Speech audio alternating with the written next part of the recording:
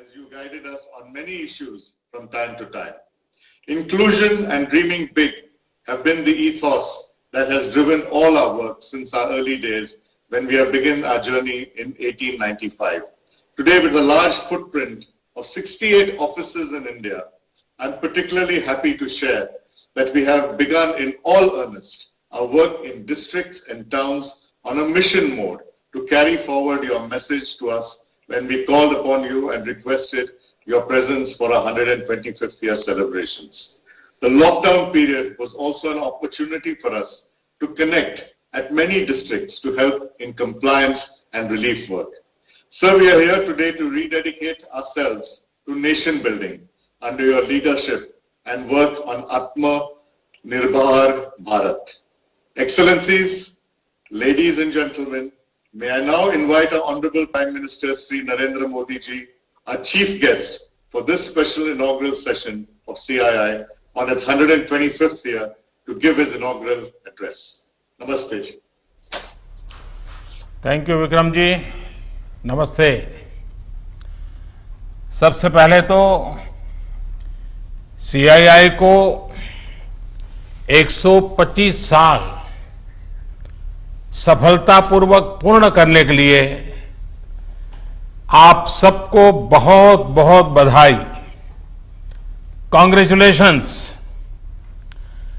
इस 125 साल की यात्रा बहुत लंबी होती है,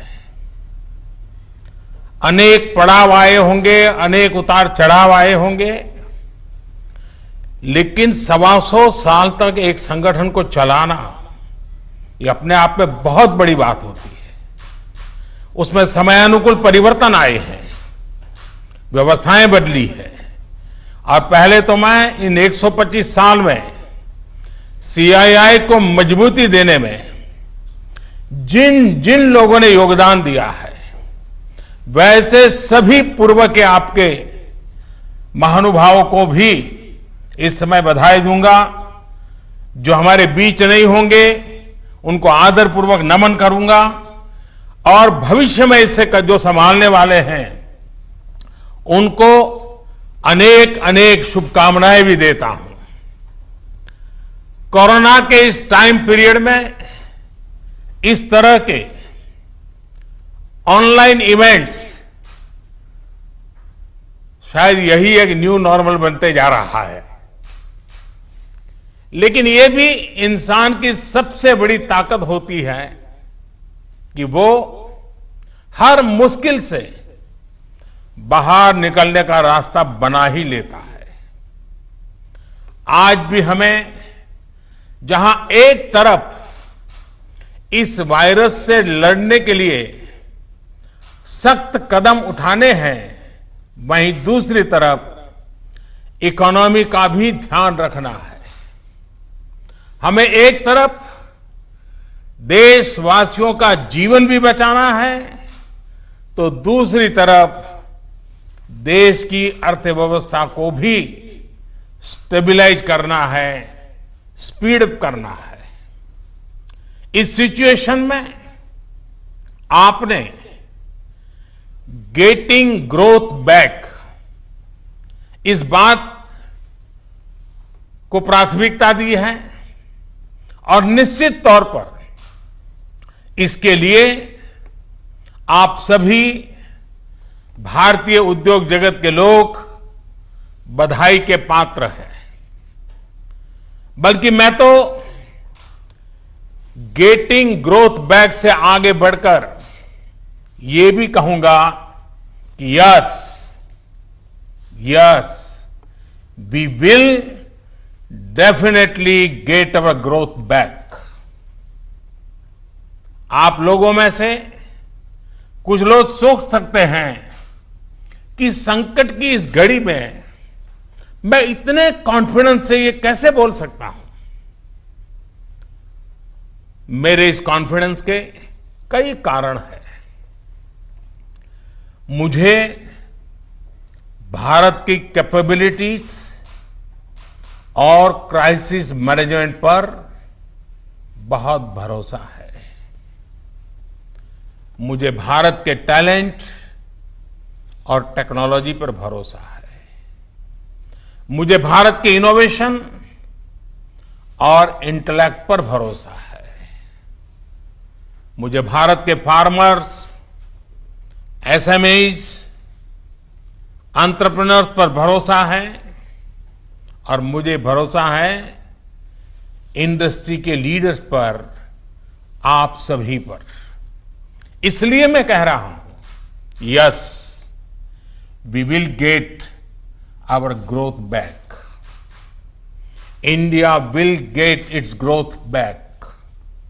साथियों, कोरोना ने हमारी स्पीड जितनी भी धीमी की हो, लेकिन आज देश की सबसे बड़ी सच्चाई यही है कि भारत लॉकडाउन को पीछे छोड़कर अनलॉक फेज 1 में एंटर कर चुका है। अनलॉक फेज 1 में इकोनॉमी का बहुत बड़ा हिस्सा खुल चुका है। काफी हिस्सा अभी 8 जून के बाद और खुलने जा रहा है। यानी गेटिंग ग्रोथ बैक की शुरुआत तो एक प्रकार से हो चुकी है। आज ये सब हम इसलिए कर पा रहे हैं क्योंकि जब दुनिया में कोरोना वायरस पैर फैला रहा था, तो भारत ने सही समय पर, सही तरीके से सही कदम उठाए। दुनिया के तमाम देशों से तुलना करें तो आज हमें पता चलता है कि भारत में लॉकडाउन का कितना व्यापक प्रभाव रहा है। इस लॉकडाउन में भारत ने कोरोना से लड़ाई के लिए फिजिकल रिसोर्सेज को तैयार तो किया ही, हमने ह्यूमन रिसोर्स को भी बचाने का भरसक प्रयास किया है। ऐसे में अब सवाल ये है कि इसके आगे क्या। इंडस्ट्री लीडर्स के नाते आपके मन में ये सवाल जरूर होगा कि अब सरकार क्या करने जा रही है। आत्मनिर्भर भारत अभियान के बारे में भी मुझे पक्का विश्वास है कि आपके मन में भी मंथन चलता होगा, कुछ सवाल भी होंगे, और ये बहुत स्वाभाविक है, ऑब्वियस है। साथियों, कोरोना के खिलाफ इकोनॉमी को फिर से मजबूत करना, ये हमारी हाईएस्ट प्रायोरिटीज में से एक प्रमुख प्रायोरिटी है। इसके लिए सरकार जो डिसीजंस अभी तुरंत लेने जरूरी हैं, वो तो एक के बाद एक ले ही रही है, लेकिन साथ साथ में ऐसे भी फैसले लिए गए हैं जो लॉन्ग रन में देश की मदद करेंगे। साथियों, प्रधानमंत्री गरीब कल्याण योजना ने गरीबों को तुरंत लाभ देने में बहुत मदद की है। इस योजना के तहत करीब 74 करोड़ बेनिफिशियरीज, उनके घर तक राशन पहुंचाया जा चुका है। प्रवासी श्रमिकों के लिए भी फ्री राशन पहुंचाया जा रहा है। इसके अलावा अभी तक गरीब परिवारों को 53,000 करोड़ रुपीस, यानी 53,000 करोड़ रुपए से ज्यादा की फाइनेंशियल असिस्टेंस दी जा चुकी है। महिलाएं हो, दिव्यांग हो, बुजुर्ग हो, श्रमिक हो, हर किसी को इससे लाभ मिला है। लॉकडाउन के दौरान सरकार ने गरीबों को 8 करोड़ से ज्यादा गैस सिलेंडर उनके घर तक मुफ्त में पहुंचा दिया है। इतना ही नहीं, प्राइवेट सेक्टर्स के करीब 50 लाख एम्प्लॉइज के खाते में 24% ईपीएफ कंट्रीब्यूशन भी सरकार ने किया है। इनके खाते में करीब 800 करोड़ रुपए जमा कराए गए हैं। साथियों, भारत को फिर से तेज विकास के पथ पर लाने के लिए, आत्मनिर्भर भारत बनाने के लिए 5 बातें बहुत आवश्यक है। इंटेंट, इंक्लूजन, इन्वेस्टमेंट, इंफ्रास्ट्रक्चर और इनोवेशन। हाल में जो बोल्ड फैसले लिए गए हैं, उसमें भी आपको इन सभी की झलक मिल जाएगी। इन फैसलों के साथ हमने तमाम सेक्टर्स को फ्यूचर रेडी किया है। इसी वजह से आज भारत एक नए ग्रोथ ओरिएंटेड फ्यूचर की दिशा में बड़ी उड़ान के लिए तैयार है। साथियों, हमारे लिए रिफॉर्म्स ये कोई रैंडम या स्कैटर्ड डिसीजन नहीं रहे हैं। हमारे लिए reforms systematic, plan, integrated, interconnected और फ्यूचरिस्टिक प्रोसेस है। हमारे लिए रिफॉर्म्स का मतलब है फैसले लेने का साहस करना और उन्हें लॉजिकल कंक्लूजन तक ले जाना।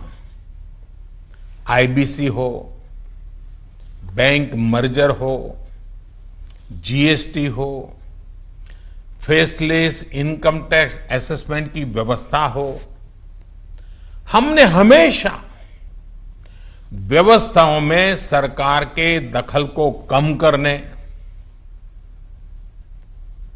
और मैंने तो लाल किले पर भी कहा था कि लोगों से, जिंदगी से सरकार को जितना हम कम कर सकते हैं हम करना चाहते हैं। प्राइवेट एंटरप्राइज के लिए एनकरेजिंग इकोसिस्टम खड़ा करने पर हम लगातार बल देते रहे हैं, कदम उठाते रहे हैं। इसी वजह से सरकार आज ऐसे पॉलिसी रिफॉर्म्स भी कर रही है जिनकी देश ने एक प्रकार से उम्मीद भी छोड़ दी थी। लोगों ने मान लिया था भाई ये तो हमारे देश में नहीं हो सकता है, ऐसी चीजें होने लगी हैं। अगर मैं एग्रीकल्चर सेक्टर की बात करूं तो हमारे यहां आजादी के बाद जो नियम कायदे बने उसमें किसानों को बिचौलियों के हाथों में छोड़ दिया गया था। किसान कहां फसल बेच सकता है, कहां नहीं बेच सकता है, इस तक के नियम बहुत सख्त थे। किसानों के साथ दशकों से हो रहे अन्याय को दूर करने की इच्छा शक्ति हमारी सरकार ने दिखाई है। एपीएमसी एक्ट में बदलाव के बाद अब किसानों को भी उनके अधिकार हासिल होंगे। किसान अब जिसे चाहे, जहां चाहे और जब चाहे अपनी फसल अपनी शर्तों पर, किसान की शर्तों पर वो फसल बेच सकते हैं। अब कोई किसान अपनी फसल देश के किसी भी राज्य में ले जाकर बेच सकता है। पहले तो इस पर भी बंधन थे। साथ ही वेयरहाउसेस में रखे अनाज या एग्रीकल्चर प्रोडक्ट्स अब इलेक्ट्रॉनिक ट्रेडिंग के जरिए भी बेचे जा सकते हैं। आप कल्पना कर सकते हैं इससे एग्री बिजनेसेस के लिए कितने नए रास्ते खुलने जा रहे हैं। साथियों, इसी तरह हमारे श्रमिकों के कल्याण को ध्यान में रखते हुए रोजगार के अवसरों को बढ़ाने के लिए लेबर रिफॉर्म्स भी किए जा रहे हैं। जिन नॉन स्ट्रेटेजिक सेक्टर्स में प्राइवेट सेक्टर को इजाजत ही नहीं थी, उन्हें भी खोला गया है। आपका ध्यान इस पर भी गया होगा कि सबका साथ, सबका विकास, सबका विश्वास के रास्ते पर चलते हुए हम वो फैसले भी ले रहे हैं जिसकी मांग बरसों से हो रही थी। साथियों, दुनिया का तीसरा वो देश जिसके पास बहुत बड़ी मात्रा में कोयले का भंडार हो, कोल रिजर्व हो, जिसके पास आप जैसे साहसी और उद्यमी व्यापार जगत के लीडर्स हो, लेकिन फिर भी उस देश में बाहर से कोयला आए, कोल इंपोर्ट हो, तो उसका कारण क्या है? आप भी जानते हैं, देश भी जानता है। कभी सरकार रुकावट बनी रही, कभी नीतियां रुकावट बनी रही, लेकिन अब कोल सेक्टर को इन बंधनों से मुक्त करने का काम शुरू कर दिया गया है। अब कोल सेक्टर में कॉमर्शियल माइनिंग को परमिट कर दिया गया है। पार्सली एक्सप्लोर्ड ब्लॉक्स को भी अलॉटमेंट करने की परमिशन दी गई है। इसी तरह मिनरल माइनिंग में भी अब कंपनियां एक्सप्लोरेशन के साथ साथ माइनिंग का काम एक साथ कर सकती है। इन फैसलों के कितने दूरगामी परिणाम होने वाले हैं, ये इस सेक्टर से परिचित लोग अच्छी तरह जानते हैं। साथियों, सरकार जिस दिशा में बढ़ रही है, उससे हमारा माइनिंग सेक्टर हो, एनर्जी सेक्टर हो या रिसर्च और टेक्नोलॉजी हो, हर क्षेत्र में इंडस्ट्री को भी अवसर मिलेंगे और यूथ के लिए भी नई अपॉर्चुनिटीज खुलेगी। इस सबसे भी आगे बढ़कर अब देश के स्ट्रेटेजिक सेक्टर्स में भी प्राइवेट प्लेयर्स की भागीदारी एक रियलिटी बन रही है। आप चाहें स्पेस सेक्टर में निवेश करना चाहें, एटॉमिक एनर्जी में नई अपॉर्चुनिटीज को तलाशना चाहें, पॉसिबिलिटीज आपके लिए पूरी तरह से खुली हुई हैं। हर अवसर आपका इंतजार कर रहा है। साथियों, आप ये भली भांति जानते हैं कि एमएसएमई सेक्टर की लाखों यूनिट्स हमारे देश के लिए इकोनॉमिक इंजन की तरह हैं। इनका देश की जीडीपी में बहुत बड़ा कंट्रीब्यूशन है और ये कंट्रीब्यूशन करीब करीब 30% का है। एमएसएमईज की डेफिनेशन स्पष्ट करने की मांग लंबे समय से उद्योग जगत कर रहा था। अब वो उद्योग जगत की पूरी मार्ग भी पूरी हो चुकी है। इससे एमएसएमईज बिना किसी चिंता के ग्रो कर पाएंगे और उनको एमएसएमईज का स्टेटस बनाए रखने के लिए दूसरे रास्तों पर चलने की जरूरत नहीं रहेगी। देश के एमएसएमईज में काम करने वाले करोड़ों साथियों को लाभ हो, इसके लिए 200 करोड़ रुपए तक की सरकारी खरीद में ग्लोबल टेंडर्स को खत्म कर दिया गया है।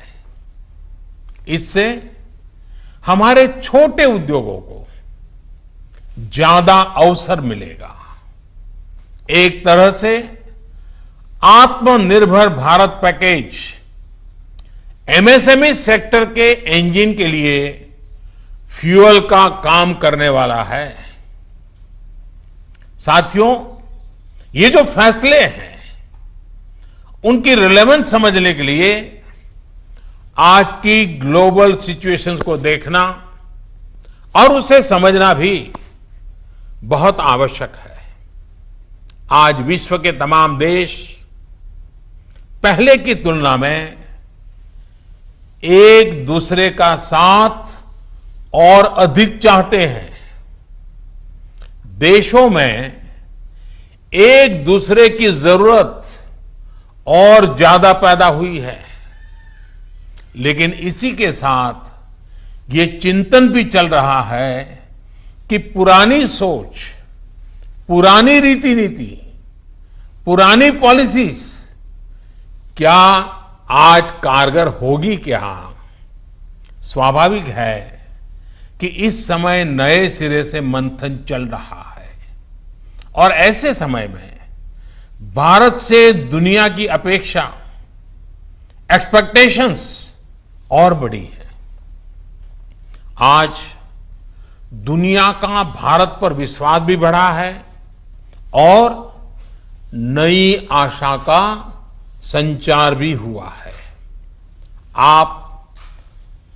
आपने भी देखा है कि कोरोना के संकट में जब किसी देश के लिए दूसरे की मदद करना मुश्किल हो रहा था, हर कोई अपने को संभालने में लगा था, ऐसी संकट की घड़ी में भारत ने 150 से ज्यादा देशों को मेडिकल सप्लाई भेजकर उनके लिए मानवीय मदद का काम किया है। साथियों, world is looking for a trusted reliable partner. Bharat में पोटेंशियल है, स्ट्रेंथ है, एबिलिटी है। आज पूरे विश्व में भारत के प्रति जो ट्रस्ट डेवलप हुआ है, उसका आप सभी को, भारत की इंडस्ट्री को पूरा फायदा उठाना चाहिए। ये आप सभी की जिम्मेदारी है, सीआईआई जैसे संगठनों की जिम्मेदारी है कि मैन्युफैक्चर्ड इन इंडिया के साथ ट्रस्ट, क्वालिटी, कॉम्पिटिटिवनेस तीनों जुड़ा हो। आप 2 कदम आगे बढ़ाएंगे, सरकार 4 कदम आगे बढ़कर आपका साथ देगी। प्रधानमंत्री के तौर पर मैं आपको भरोसा दे रहा हूं कि मैं आपके साथ खड़ा हूं। भारतीय उद्योग जगत के लिए ये राइज टू द ओकेजन की तरह है। Trust me, getting growth back इतना मुश्किल भी नहीं है। और सबसे बड़ी बात कि अब आपके पास, इंडियन इंडस्ट्रीज के पास एक क्लियर पाथ है। आत्मनिर्भर भारत का रास्ता, सेल्फ रिलायंट इंडिया का पाथ। आत्मनिर्भर भारत का मतलब है कि हम और ज्यादा स्ट्रांग होकर दुनिया को एम्ब्रेस करेंगे। आत्मनिर्भर भारत वर्ल्ड इकोनॉमी के साथ पूरी तरह इंटीग्रेटेड भी होगा और सपोर्टिव भी। लेकिन ध्यान रखिएगा, आत्मनिर्भर का मतलब ये भी नहीं है कि हम स्ट्रैटेजिक क्षेत्रों में किसी पर निर्भर रहें। हम उस स्थिति में नहीं रहना चाहते। It is about creating strong enterprise in India. Enterprises that can become global forces. It is about generating employment. It is about empowering our people to come out and create solutions that can define the future of our country. हमें एक ऐसी robust local supply chain के निर्माण में invest करना है जो global supply chain में भारत की हिस्सेदारी को स्ट्रेंथन करे। इसी अभियान में सीआईआई जैसी दिग्गज संस्था को मुझे लगता है आपको भी पोस्ट कोरोना नई भूमिका में आगे आना होगा। अब आपको चैंपियंस ऑफ इंडिजिनस इंस्पिरेशंस बनकर आगे आना है। आपको डोमेस्टिक इंडस्ट्रीज की रिकवरी को फैसिलिटेट करना है, नेक्स्ट लेवल ग्रोथ को असिस्ट करना है, सपोर्ट करना है। आपको इंडस्ट्री को, अपने मार्केट को ग्लोबली एक्सपांड करने में मदद करना है। साथियों, अब जरूरत है कि देश में ऐसे प्रोडक्ट्स बने जो मेड इन इंडिया हो, मेड फॉर द वर्ल्ड हो। कैसे हम देश का आयात कम से कम करें, इसे लेकर क्या नए लक्ष्य तय किए जाएं, उस पर सोचने की जरूरत है।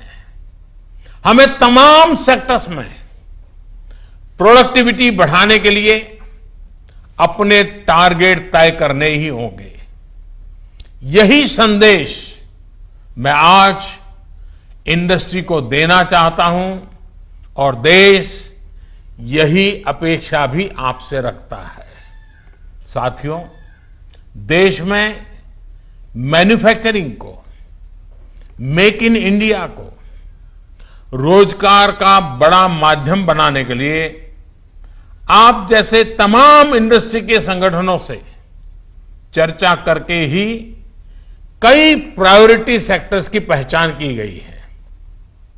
इनमें से furniture, air conditioner, leather and footwear, in 3 sectors पर काम शुरू भी हो चुका है। सिर्फ एयर कंडीशनर को लेकर ही हम अपनी डिमांड का 30% से अधिक इंपोर्ट करते हैं। इसको हमें तेजी से कम करना है। इसी तरह दुनिया का दूसरे सबसे बड़ा लेदर प्रोड्यूसर होने के बावजूद ग्लोबल एक्सपोर्ट में हमारा शेयर बहुत कम है। साथियों, कितने ही सेक्टर्स हैं जिसमें हम बहुत अच्छा कर सकते हैं। बीते सालों में आप सभी साथियों के सहयोग से ही देश में वंदे भारत जैसी आधुनिक ट्रेनें बनी हैं। देश आज मेट्रो के कोच निर्यात कर रहा है। इसी तरह मोबाइल फोन मैन्युफैक्चरिंग हो, डिफेंस मैन्युफैक्चरिंग हो, अनेक क्षेत्रों में इंपोर्ट पर हमारी डिपेंडेंस को कम करने का प्रयास लगातार चल रहा है। और मैं बहुत गर्व से कहूंगा कि सिर्फ 3 महीने के भीतर ही पर्सनल प्रोटेक्टिव इक्विपमेंट पीपीई, इसकी सैकड़ों करोड़ की इंडस्ट्री आप ही लोगों ने खड़ी की है। 3 महीने पहले भारत में एक भी पीपीई नहीं बनती थी। आज भारत एक दिन में 3 लाख पीपीई किट बना रहा है, तो ये हमारे उद्योग जगत का ही सामर्थ्य है। आपको इसी सामर्थ्य का इस्तेमाल कर हर सेक्टर में आगे बढ़ना है। मेरा तो सीआईआई के तमाम साथियों से ये भी आग्रह है कि रूरल इकोनॉमी में इन्वेस्टमेंट और किसानों के साथ पार्टनरशिप का रास्ता खुलने का पूरा लाभ आप लोगों ने उठाना चाहिए। अब तो गांव के पास ही लोकल एग्रो प्रोडक्ट्स के क्लस्टर्स के लिए जरूरी इंफ्रास्ट्रक्चर तैयार किया जा रहा है। इसमें सीआईआई के तमाम मेंबर्स के लिए बहुत अपॉर्चुनिटीज है। साथियों, फार्म हो, फिशरीज हो, फूड प्रोसेसिंग हो, फुटवेयर हो, फार्मा हो, अनेक सेक्टर्स में अनगिनत अपॉर्चुनिटीज के गेट आपके लिए खुले हैं। सरकार ने शहरों में प्रवासियों के लिए आवास उपलब्ध कराने के लिए जिस रेंटल स्कीम की घोषणा की है, उसमें भी आप सभी साथियों को मैं सक्रिय भागीदारी के लिए आमंत्रित करता हूं। साथियों, हमारी सरकार प्राइवेट सेक्टर को देश की विकास यात्रा का पार्टनर मानती है। आत्मनिर्भर भारत अभियान से जुड़ी आपकी हर आवश्यकता का ध्यान रखने के लिए भारत सरकार प्रतिबद्ध है। आपसे सभी स्टेक होल्डर्स से मैं लगातार संवाद करता हूं और यह सिलसिला आगे भी जारी रहेगा। I request you to come up with a detailed study of every sector, build consensus, develop concept, think big. We will together take up more structural reforms that will change the course of our country. We will together build आत्मनिर्भर भारत। साथियों, आइए देश को आत्मनिर्भर बनाने का संकल्प लें। इस संकल्प को पूरा करने के लिए अपनी पूरी ताकत लगा दें। सरकार आपके साथ खड़ी है। आप देश के लक्ष्यों के साथ खड़े होइए। आप सफल होंगे, हम सफल होंगे तो देश नई ऊंचाई पर पहुंचेगा, आत्मनिर्भर भारत का सपना साकार होगा। एक बार फिर सीआईआई को 125 वर्ष पूरा होने पर मेरी तरफ से बहुत बहुत शुभकामनाएं। बहुत बहुत धन्यवाद।